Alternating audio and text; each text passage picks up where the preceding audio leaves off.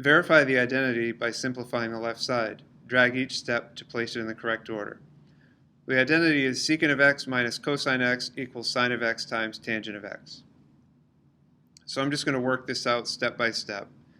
And then when the steps are done, hopefully you can see how the pieces would be dragged in the lesson. So I'm going to simplify the left side here.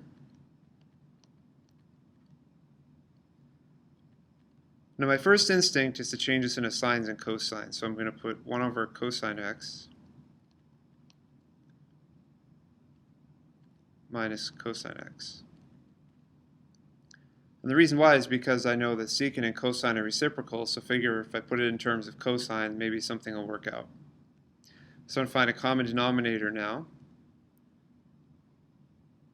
So 1 over cosine x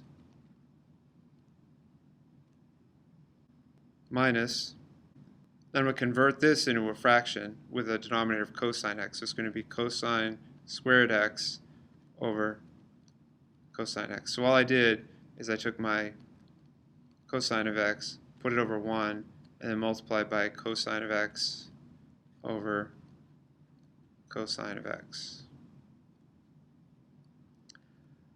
Okay, so that's equal to, I'm going to combine the fractions now, 1 minus cosine squared x over cosine of x.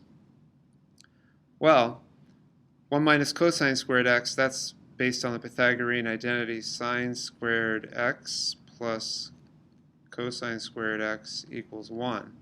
And if I subtract cosine squared x from both sides, I get sine squared x equals 1 minus cosine squared x. Well, look at that. So I can just substitute in here sine squared of x, then divided by cosine of x.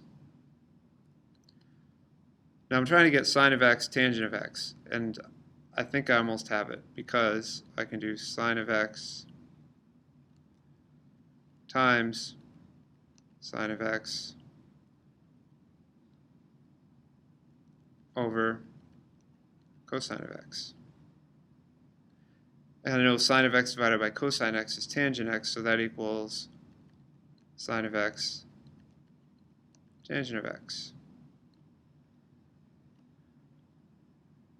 Okay, so I've just verified the identity because I worked with the left side and now it's equal to the right side.